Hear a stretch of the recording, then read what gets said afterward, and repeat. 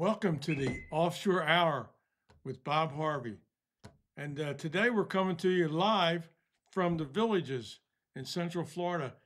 And this is the largest adult, I hate to say this, but it's the largest adult community in the world, apparently. And, this is where we live. And when we leave here, we go to our boat, which is we're waiting for a new boat. We just sold our other boat in Palm Beach, and we're getting a new boat, and we're going to be in Stewart, Florida, and at Millennial Marina, which is a beautiful facility, and we're really looking forward to it. Um, we're waiting on the paperwork to go through. We're getting hopefully, we're getting a 40-foot twin V center console, and it has 400 horse Mercuries on it, so it ought to get somewhere fast anyway. And it's about a 16,000 pound boat with 1,600 horsepower, and has 800 gallons of fuel. So you're bound to like it somewhere, and you're bound to get down the street with it. But we're waiting for that. But it's January 12th, and it's my birthday today. And we decided what better day to start doing our live streams than my birthday.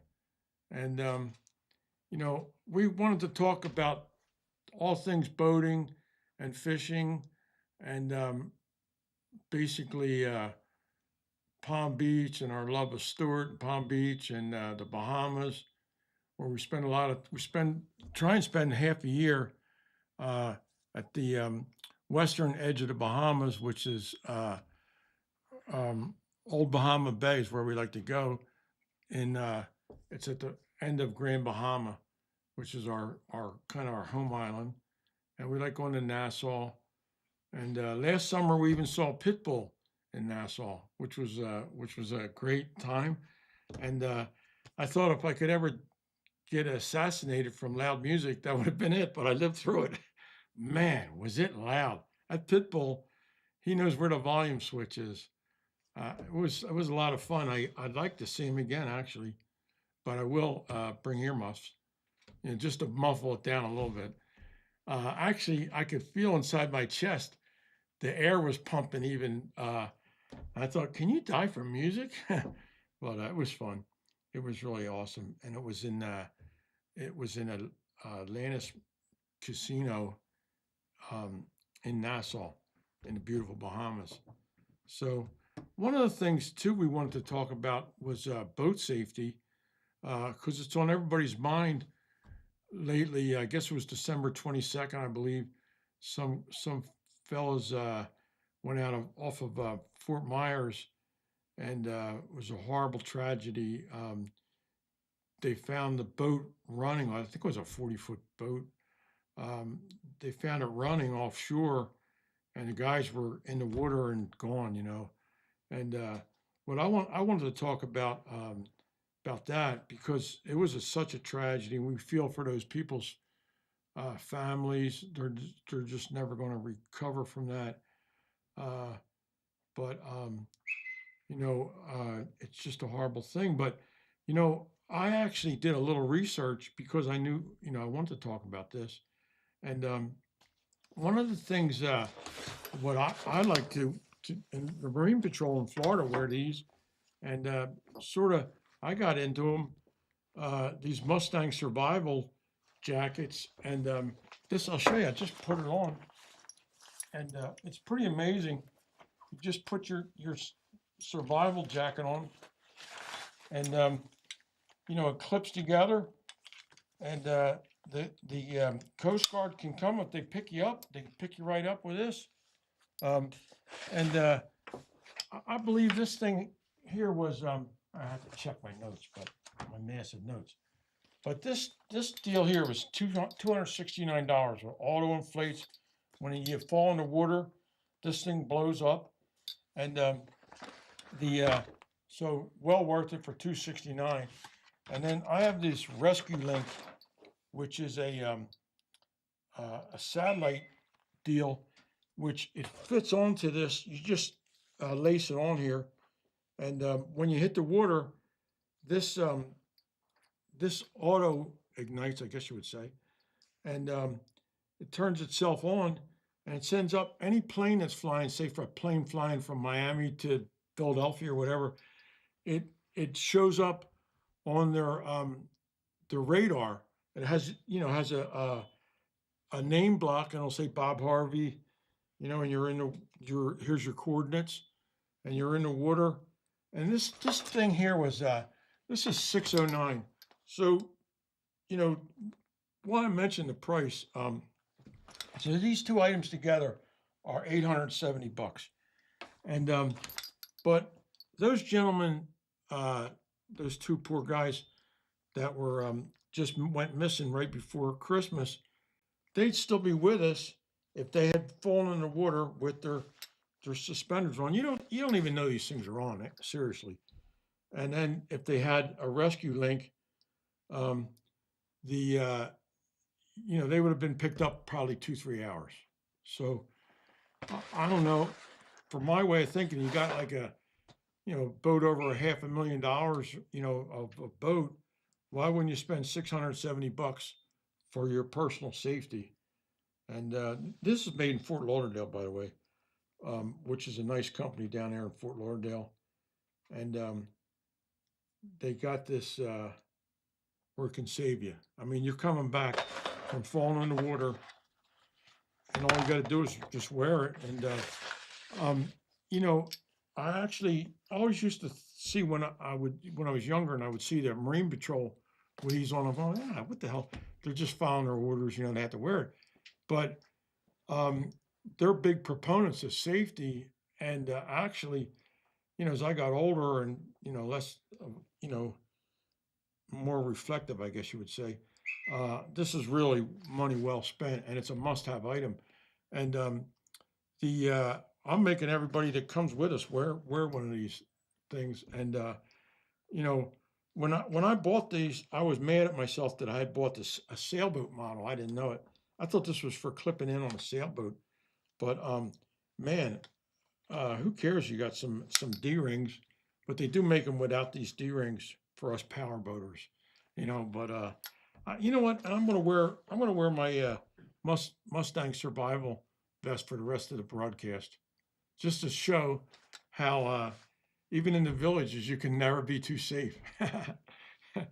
But there's it's a good point. I wanted to bring it up, and I really my heart and mind goes out to their families, and but every year this happens too. Um, where every year there's a tragedy, and it just points out that if we're going to go out on the water in our boats, we got to be safe. We have to. And what's the sense of we're spending a lot of money, like these electric reels. I use these reels all the time. I mean, these are I don't know, $4 or $5,000 reels. I think you're better off spending $600 on your safety. So man, that's a heavy reel. You're not picking up and casting with those things. But the I just thought I wanted to mention that, and everybody should say a prayer for that family. And anyway, moving right along, but I'm staying safe.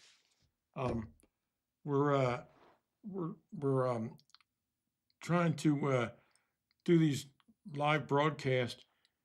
Be, we're trying to build up our offshore fishing community on my YouTube channel, and the we're going to be doing a lot of content of boating and basically offshore Palm Beach, and we love spending our time in the Gulf Stream between the Bahamas and Palm Beach, and we want to do a lot of content, and one of the things we're waiting on this boat to materialize is actually um, it's been a kind of a process.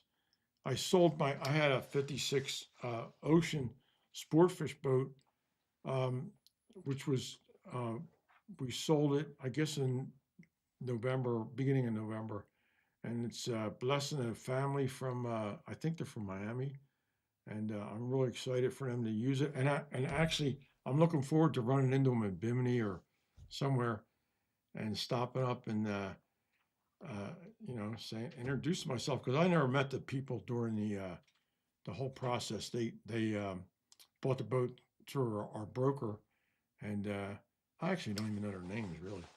But anyway, so then we let. I didn't want to make a commitment on a boat until I had sold that boat because you never know. And then we found a nice 40-foot twin V, and we're trying in the process now of getting that going. And we've been down there visiting it and petting it and on its lot. But we're still even to the point where it's up in the air whether we're going to get a 34 or a 40. And we're trying for the 40, but you never know. But I like the Twin V product, and it's to me it's a really nice boat and it's a safe boat. What I really like is that the gunnels um, are above your waist. I don't know, exactly in inches, but uh, the I'd say if standing up, the gunnels are here, and physically you're not going to fall overboard. It would take an effort to climb up and over. Uh, so it's a pretty safe boat. We were at the boat show in Fort Lauderdale. I guess it was October, and we were on a boat. I don't want to say the name of it, but a brand, and it was, man, the sides were down just above my knees, and I thought, holy mackerel, you hit a wave on that thing, you're going over. And I think this Twin V makes a nice product, and it's at a good price point. It's a lot of value for the money, and so we really fell in love with that brand. And we got to drive it in the Miami. I'm sorry, the Fort Lauderdale Boat Show, and we had it out in 3-foot seas with 11, 12 people on the boat, and we were going maybe I don't know 30, 40 miles an hour. I didn't even have to hold on; it was so stable. And we got everybody on one side. We stopped out in the offshore, a couple maybe 5 miles offshore, and we stopped. And we got everybody on the one side and tried rocking the boat to even see if we could get it rocking. And they won't even rock. I mean, with 10, 11 people on the side rail, they're really incredible boats. Um, and then we came in the inlet going 50 miles an hour. This young fellow from the Bahamas was driving, and the Marine Patrol stopped us and said, "What are you doing?" They said, "Oh, you're with a boat show. Go ahead." You know, because there's no telling what those boat show people do. But it was a pretty interesting encounter we had with that 40. So we're to the point now. We're just getting the this new 40-foot. Hopefully, we're getting it, and and then we're going to have it. We got the sea trial, which is going to be like an important day in my life, and sea trial on a new boat, and then we'll get her. So anyway, I'll keep everybody abreast. And in fact, when we get it and we do the sea trial, we're filming that. That sucker's going to be live and in person. And then after, when we do get it bought, then we have, I think, 2 or 3 days, I'm not sure which, but training because the new boats are so different technology wise than everything I've owned. Where, my 56 Ocean had was built around 2000 and had big gauges and throttles and levers and stuff. And now everything's, even on this new boat to turn the lights on, you have to push a button and you touch the button and it changes from red to green and the lights come on. So there aren't even switches anymore. Um, so it's going to be an interesting learning curve for me, for sure. But one I'm looking forward to tackling. It's almost like learning how to fly a jet, I guess. Um, Hey, Bob, you have a question from a person in the audience from Summer Kinney 2166 says, can you go into a little bit more information or details about the Mercury outboards? Did you say there were four of them? at 400 or 400? Yep. Four 400s. Four 400s. And, you know, this boat we're trying to buy is a catamaran. So it's two hulls, you know, joined by a flat section in the middle. And the uh, it has two engines on one side and two on the other. Um, and Mercury actually makes it, I think it's a 650 or something like that. It's a huge engine. That could work. You know, you'd have like 1,300 horse. But I think the way they do it, I think these engines are lighter, the 400s, and they have two, so that's 800 horse on each sponson, and the it's and they're really quiet too. It's interesting when I watched the guy turn them on. You hit the button and they go room, room, room, room. It's sequential, and then when you turn them off, it sequentially stops them. Uh, it's quite a. They're 5.7 liter V8 engines, or I'm sorry, V10 engines, and they're 5.7 liters, and they're 400s. And actually, the motors being made right now are I think they're 450s. Actually, they moved them up a little bit, but it's the same block. But you know, that's what they do. Mercury is really big on. They're continually honing a product, and this is quite an engine. These engines, and they also don't touch each other. There's not like a tie bar. Like I had a 38 Jupiter with three 350 Yamahas, and it had a big stainless steel tie bars. And now everything's done electronically, where the engines are controlled. Their aiming, you might say, is all done electronically, and they're synced. It's pretty. It's a lot of computers in there, I'll tell you. You know, but that was a great question. And that Sumner Kinney, he's from Maine, so he's a. I actually know that gentleman. He's a likes you know, seeing those boats up there. Maybe we'll take a ride up there. Take a few gallons of gas to get up to Maine, I'll tell you. But anyway, that's where we're at. And I guess, do we have any more questions? Not as of right now, but you want to show the trailer for the Yeah, why don't we do that? We'll show his trailer. Project Twin V. Because this is beautiful. I mean, this is like a work of art. And how do we do that? I'm gonna go ahead and play it so the audience will see it. You can talk about it. I don't think you'll be able to hear it or anything like that, but Wow, thanks. we'll give it a try. Thanks, Jason. You can just chill there. It's gonna go ahead. Oh, okay. Play there. Here it goes. And you'll be on camera while we're watching it too. So here's the trailer for Project Twin V. This is our first episode that's going to be premiering hopefully by Friday. I think we're going to premiere this episode. It's a 30-minute episode. Project Twin V. Here we go. This is just a little fun trailer. Fun. It's a fun boat. This YouTube channel isn't only about boats. It's about decisions offshore we're cutting our that teeth can't be technology-wise undone. here. This is our first Project go-around. Twin V We actually tried documents it the before, real couldn't even get journey. it to work. The financing, insurance, training, testing, and ownership behind operating a It's a beautiful boat, 40-foot isn't it? offshore weapon. No hype, no shortcuts. This is Project Twin V with Bob Harvey. Subscribe now if you want to see how it's This really done. boat's made in Fort Pierce, in a big factory there, and made by American workers. Got American. In fact, one of the fellows I was watching, he showed a picture of a big 55-gallon drum of resin and said, "That's my boat in there." And I can't see. It's all good. It's all good. But wow, wow. Wow, happy birthday. Look at this. Wow.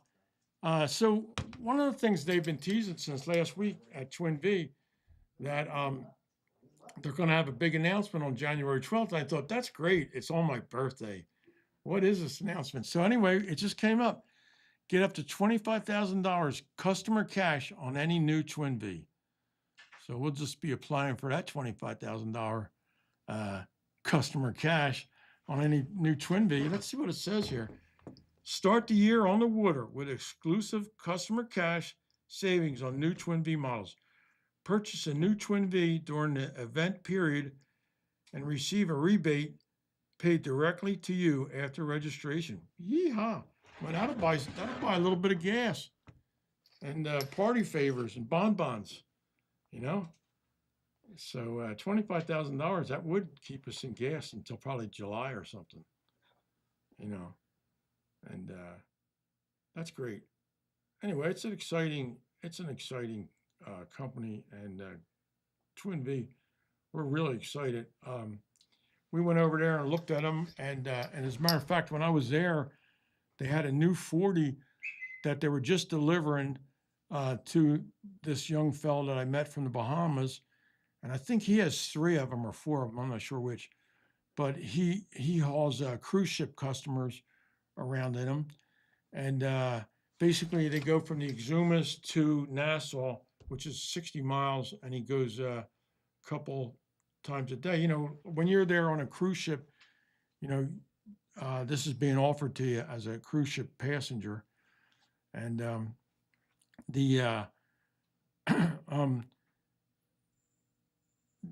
it's kind of exciting. So he's running. He really likes the product, but I watched his boat get done. But actually, it was a little different in the fact that it didn't have seats and stuff because, like we're used to, you know, for our, you know, you might say, you know, normal boat, normal use, because he was putting in rows of seats. I think he would take 40 people from the cruise ships out on that boat, and we're going to get it just a normal configuration with it'd be 2 rows of 3, I believe, so it'd be 6 seats. And in fact, when I first saw these boats, I said, "Man, who would want it?" It's actually called sleigh seating, I believe, the 2 rows of seats. And I thought, well, I didn't like it at all. And then once I was on it, wow, that is a nice setup. I was enjoying watching this young fellow drive the boat, and I was right behind him on the 2nd row of seats, and that's a really nice setup. Made a believer out of me. So, you know, you can't, this new technology, you can't come at it with your old beliefs. You know, you got to give it a chance. And then it was really nice. And then when we were at the factory, I believe they had that 140 footer, and the rest of them, I want to say like 28 footers they were building, something like that. They had multiple 28 footers, and they were nice, really nice boat. And the showroom at Boaters World, which is our new favorite boat dealership, and we've been going to, they have a nice little inside area, and they even have a Twin V in their inside showroom. Maybe it's a 26, 28, something like that. But We've got another question. yeah. From Summer Kinney. Will you command the boat or engage a captain? And will you cross the Bahamas in the Twin V? Oh yeah, we're going to cross the Bahamas. And as a matter of fact, one of the things we were looking forward to moving down, you know, not down, but back from the 56 Ocean we had to have a captain on that. And basically because of the 2 levels. And I actually stayed most of the time in the cockpit. And you know, I let the captain upstairs, and because I was more interested in working the fishing tackle, but you know, we're going to be able to run this whole boat ourselves. But not to say, my last captain was Captain Ryan, and he's a former Coast Guard guy and really a good hand, and he's also a marine electrician. That's what he's doing right now. But it would be a pleasure to take Captain Ryan with us anytime we could get him to go. And in fact, he's was just in the Bahamas a couple weeks ago, and he was I want to say maybe like 2 weeks before Christmas, and he was the only boat there. It was basically empty, and it's just because of the time of year, you know. But one of the things people talk about too is the Bahamas put on a big fee, which is a new fee, and I think I want to say it's like for this boat, it'd be like maybe $2,500, $3,000 for 24 months. I think you get a big discount if you pay it for 2 years at once. But it really made a lot of people angry. And, I don't know. I never got angry or whatever. I'll pay 2,500 to go to Bahamas for 2 years, and then I think you're paid up, you're paid in, you just show them the receipt, I guess. But, and your passport. But, it's, it has made a lot of talk where people are angry about the fees and what have you, but I'm glad to go there. Um, I had to go there and get some of my fried fish. Boy, I like going to the Bahamas eating dinner. Uh, fried fish for dinner, and it's really a good spot. But everybody's resistant to change. I am too, but it's just how it goes. Everything's changing. But we'd probably charge those Bahamas people a couple $1,000 for coming to the United States. Maybe, I don't know. Maybe, I have no idea. But I'm here and I'm staying in the United States now, for free. But and the villages, we should charge people to come to the villages.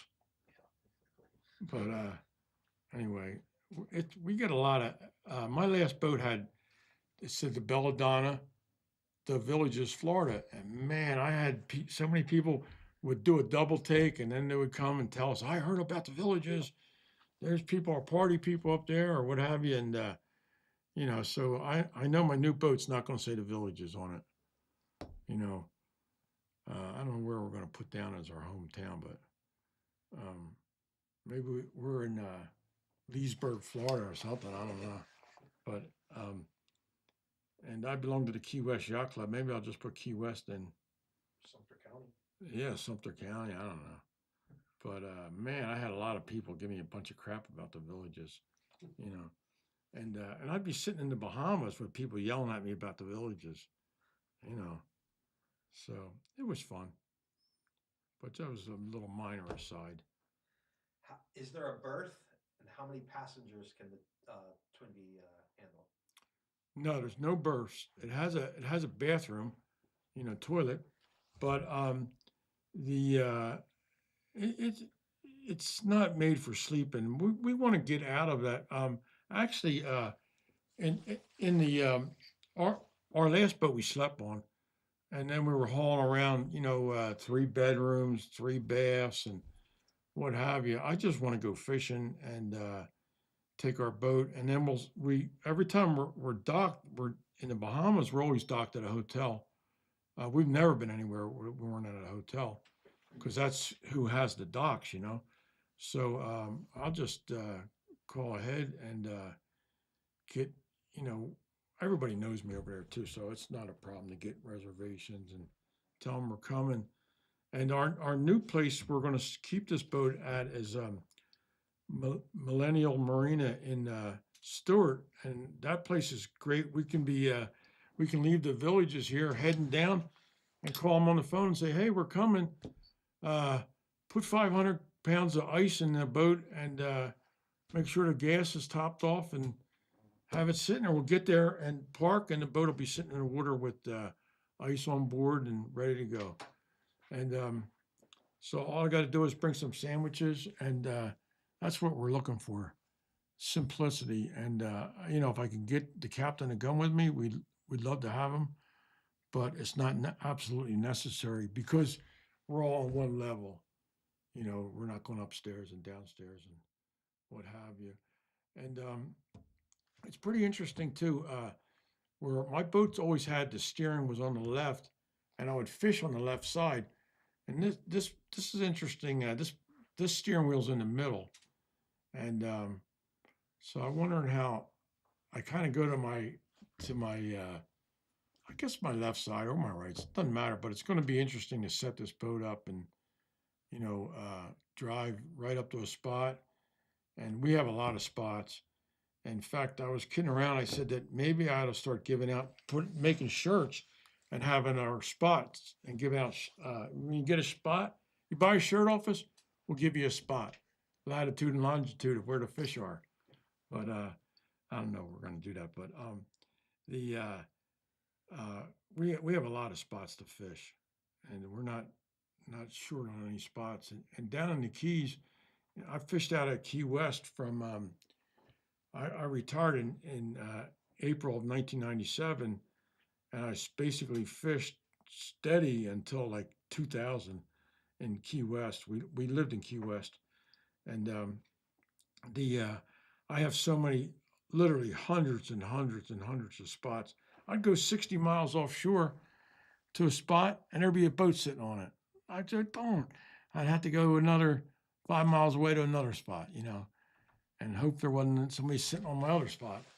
But that's just the way it goes, But in the Bahamas, man, we have a lot of spots to go. And what I like doing now is I like high-speed wahoo trolling, and man, it's like a clash where we're fishing. We troll the boat at 18 miles an hour, and we troll these big giant lures. I should have had a lure here to show you. They're big lures, and trolled at 18 miles an hour. And man, them wahoo like just get on it, jump on it, and then you have to, it's these reels. Luckily, these reels have a mile a line on them, and we'll it's going out, and we'll get the boat stopped and get the fish, turned around and coming back to the boat, and then we had to reel it all back in. But it's lucky we have a mile and a half of line on these things, because the wahoo hit it, and man, they got I think they can go burst up to 50 miles an hour wahoo. So you can't be going too fast on the boat. They don't care. And they'll catch you and put a hurting on you. And they have gigantic teeth. And I caught one last summer with this young mate I was fishing with, Mason. I think he was a 19-year-old kid. And we caught one that was 60 pounds or 66 pounds. And I said, that's going to be the biggest one we catch. And he said, oh, no way. And I'll tell you, that was the biggest one I caught all last year, was that 60-pound fish. And but my goal is to catch a 100-pound wahoo. And they're in the Bahamas, but it's just a lot of luck, and you got to be at the right spot at the right time, going 18 miles an hour with a big enough lure. And but they're out there. But man, if I could ever catch a 100-pound wahoo, whew, I'd be on. I think the Twin V is going to help you. Yeah. It's going to point you in the right direction. Oh yeah, absolutely. I got a couple more questions for you. Again, Summer wants to know, when do you expect delivery, and would you paint the bottom like your last boat, the Belladonna? Actually, we talked about this. We've been having a big debate, an internal debate. We think, and this is a big, if we don't think we have to paint the bottom, because basically we'd be using a boat almost every day when it's in the water.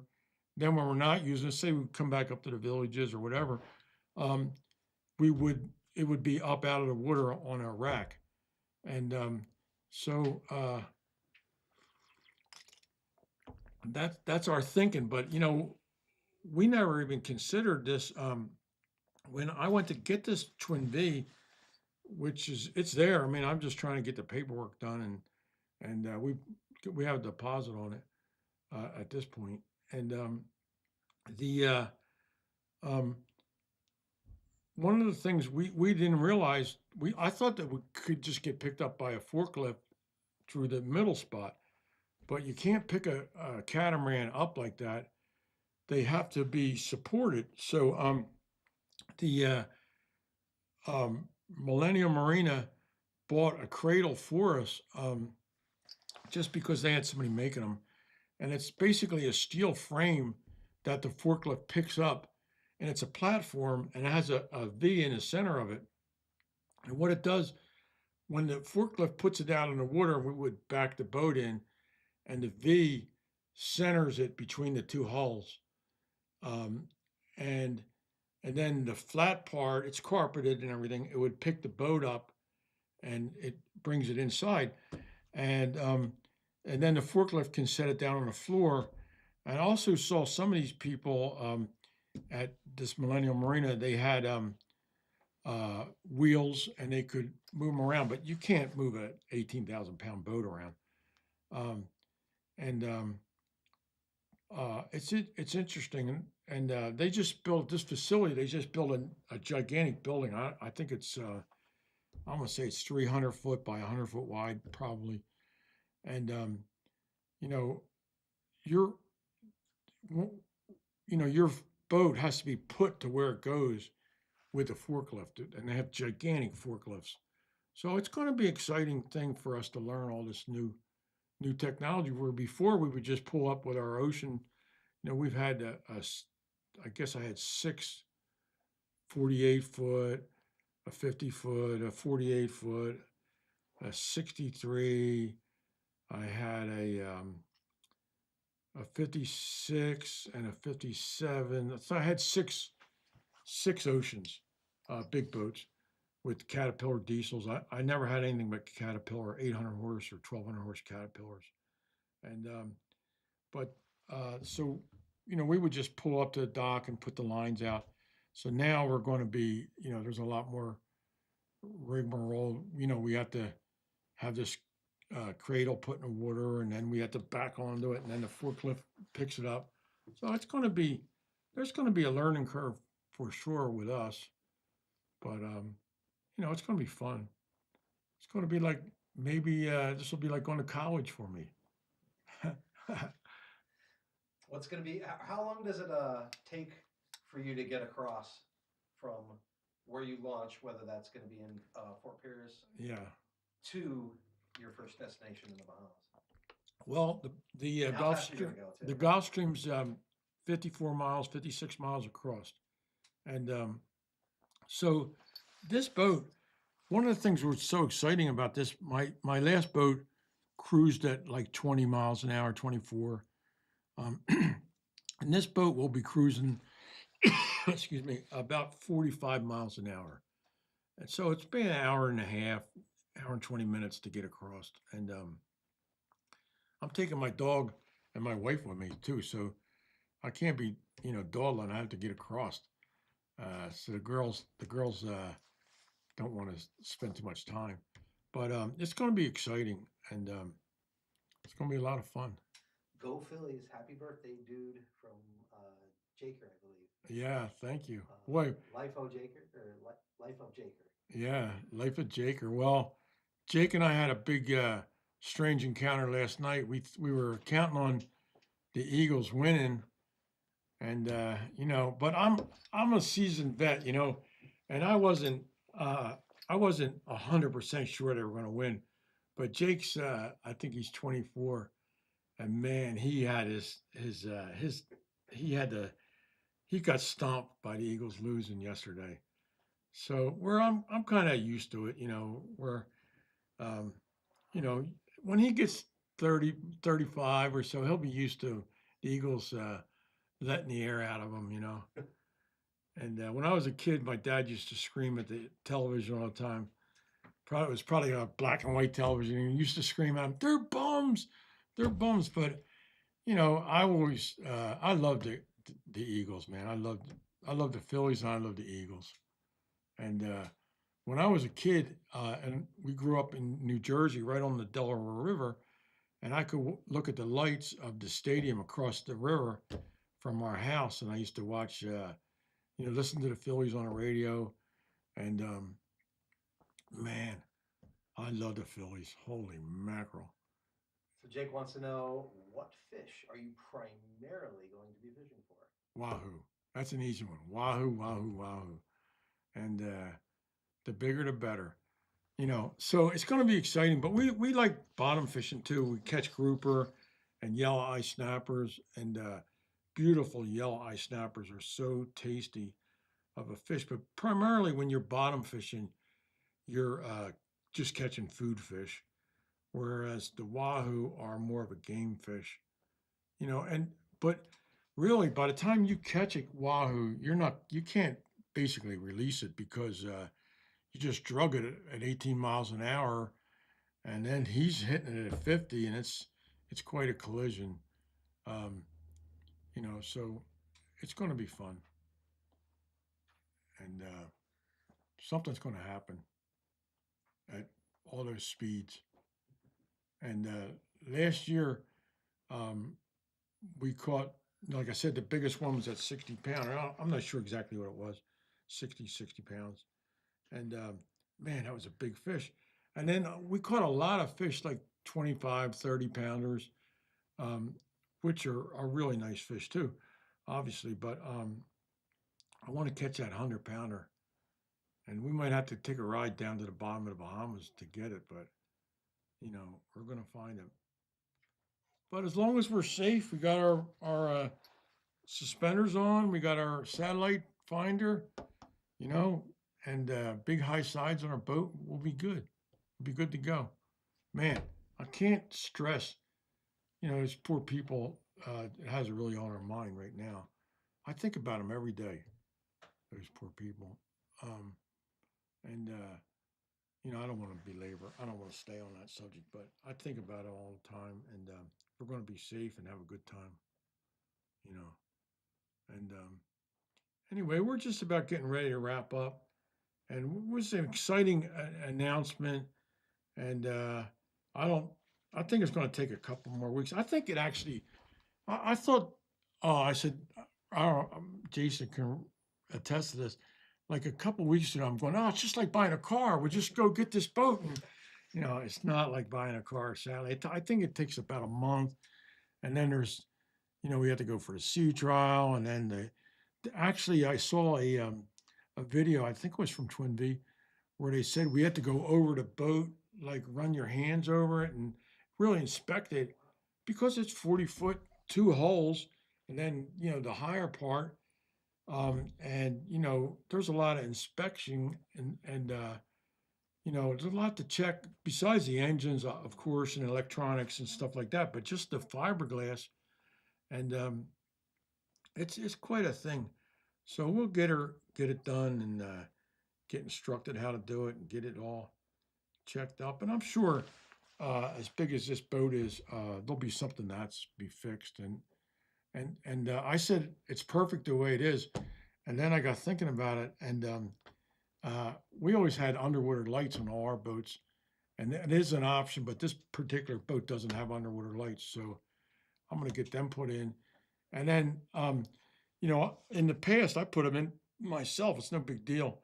But this boat has a for real wiring harness, so you don't want me in there with razor blades and some duct tape and stuff, so it has to be done right, but it's going to be exciting,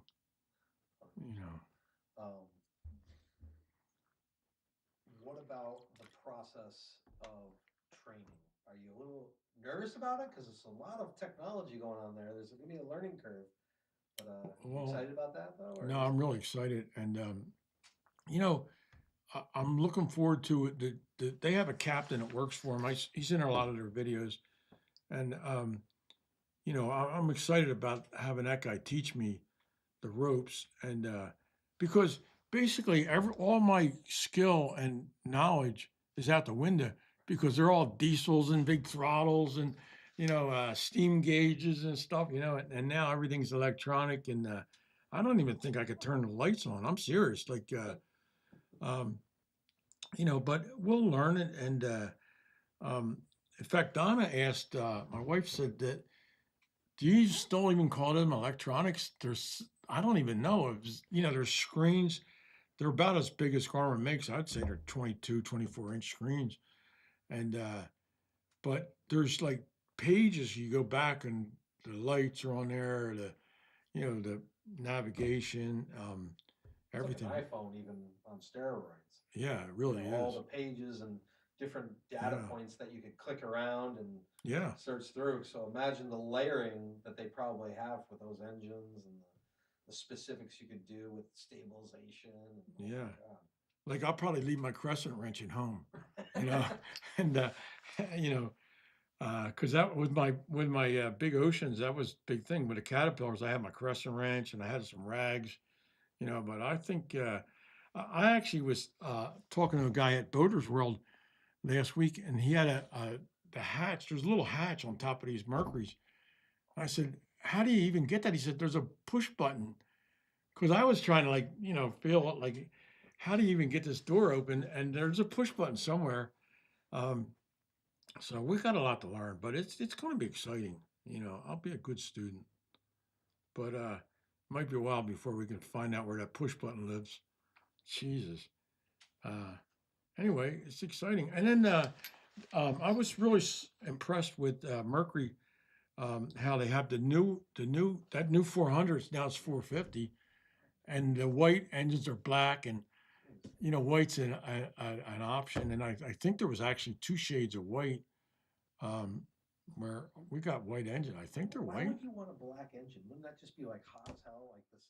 I don't know if I the have sun really no affects it idea. that much, but maybe it's just it doesn't matter for the engines because they're gonna get hot anyways. Yeah, I don't know, but I remember, you know, years ago engines were all black.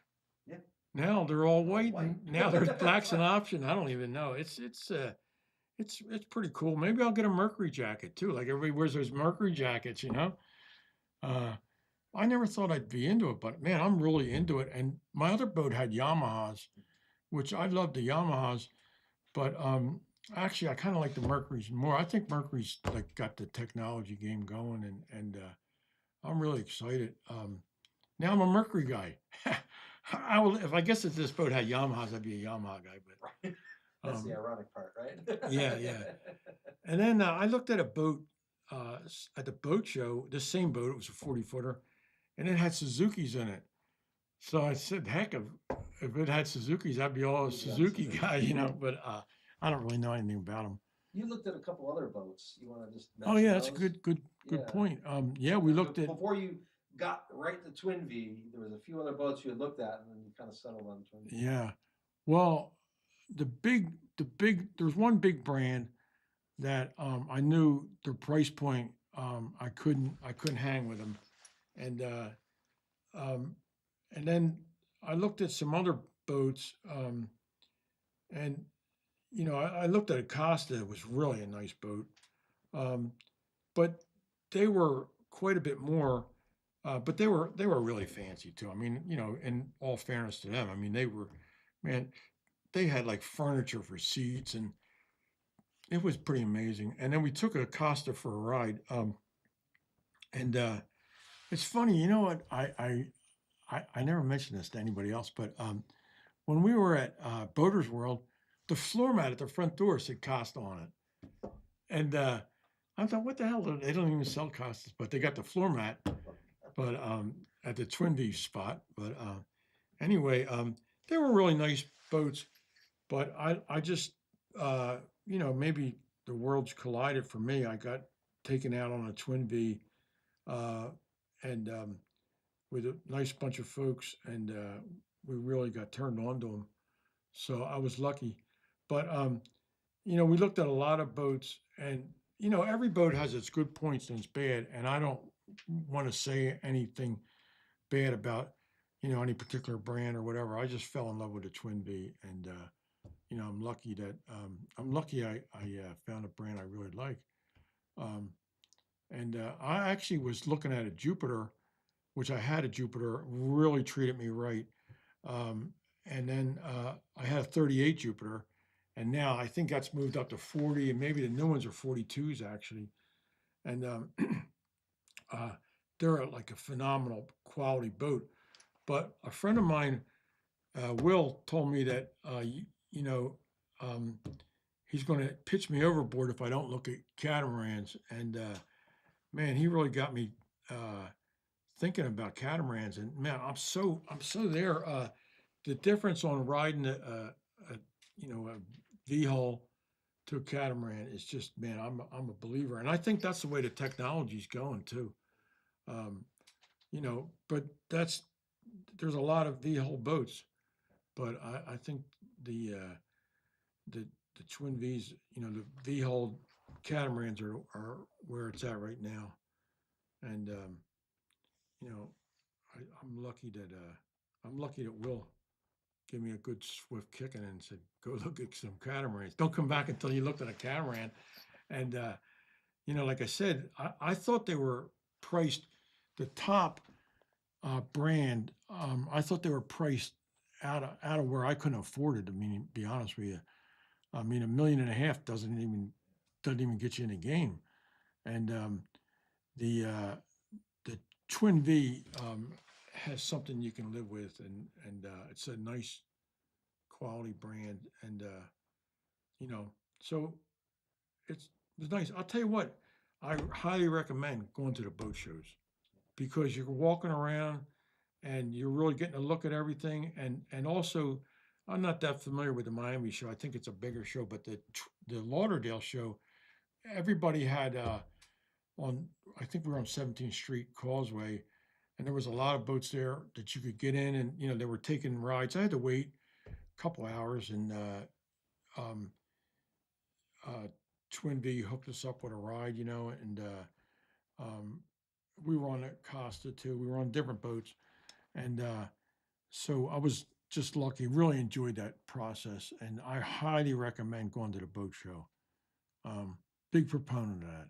And I used to go and like look at the electronics and fishing tackle and stuff. Now I'm just, I just looking at the big boats. And then now that I have a big boat that we're landing on, maybe I'll go back and look at the fishing tackle because I believe I'm not sure exactly the date, but there's a Miami show's coming up in February, and I want to go. I'm going there for sure, just for fun.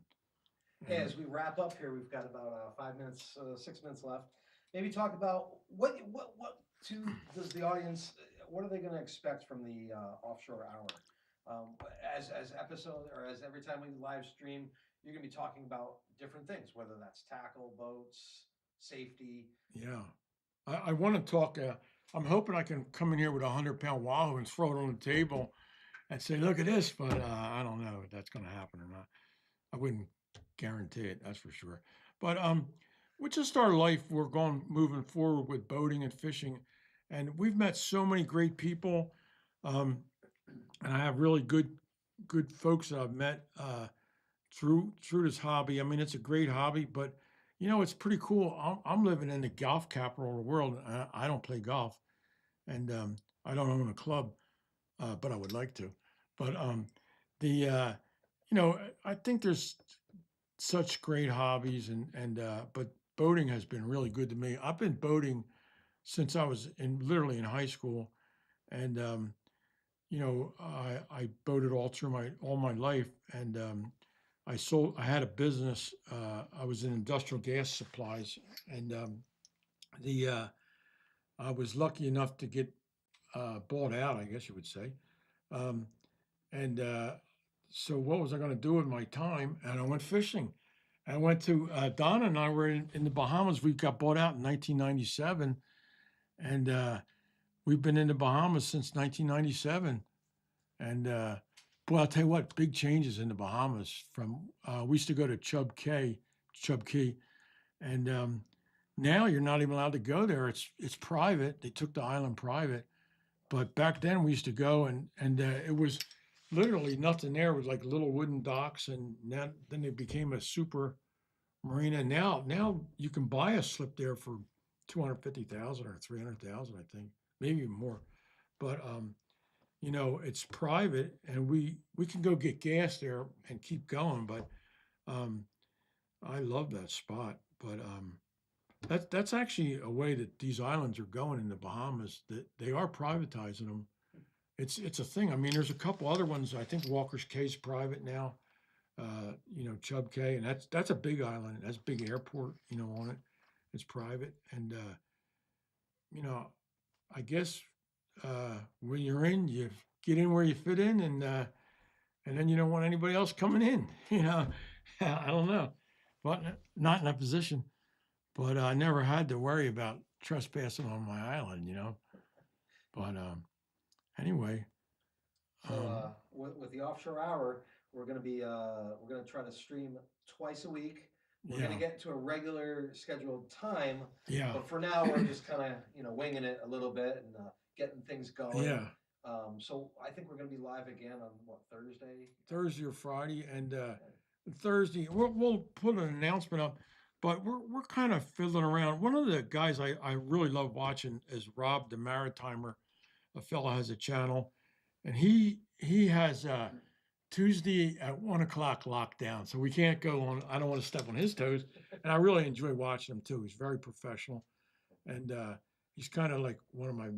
I would say he's my mentor, and he's a good guy.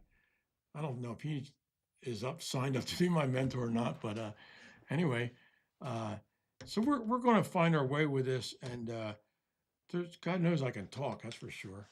But I think there's a lot to cover in this hobby, and getting a new boat and switching to a new boat, and it's going to be interesting. When do you think that first inaugural trip on your own without a trainer is gonna happen? You know, when you first take that boat out, another month or two, 3 months from now? I would say if we could get it done in March 15th, something like that, that'd be amazing. But it's probably going to be April. And I don't know that we would be ready to. I'm going to get real comfortable with the new boat. So we can just go around like the Palm Beach area, Stewart and anyway, we'll figure it out. But I'm going to take safety, and also I like fishing. I used to fish in front of Donald Trump's house all the time, and with our little GoPro cameras. I got one right here. These GoPro cameras, we'd be offshore of Mar-a-Lago, and I'd say, this little thing, that's Donald Trump's house. It's like this big. We'd only be like maybe a mile offshore, but it's pretty difficult filming. But we actually caught a lot of fish off. Right in front of Mar-a-Lago. And I always kid around. I said, we're going to stop and pick up, Mrs. Trump or whatever, and Donald and the son, I forget his name actually even. Yeah. And yeah, we're here to pick them up, but they never showed up for my my ride. But it is nice out front of Palm Beach. It's a nice area, and it's good fishing there. And not too many boats, surprisingly. You don't see boat here, boat there, And so anyway, we're going to get broken. And also, the longer we go in March, and then April's like coming up to the best month of the year, but May's the best month of the year for boating. It's not hot yet. Man, it's beautiful. So, we're going to hit at the right time. It's going to be great. It really is. All right, well, we've made it to 1 hour. Well, so you want to wrap up, thank the audience? Thank you, everybody. If you listen to this, I'm going to give you an award of some kind. And of course, we're going to invite you to the villages, and you can hang out with us at Brownwood Square and listen to the music. But anyway, thanks for watching, and we'll try and do better. We can only go up from here, so it'll be great. Thank you, folks. God bless you.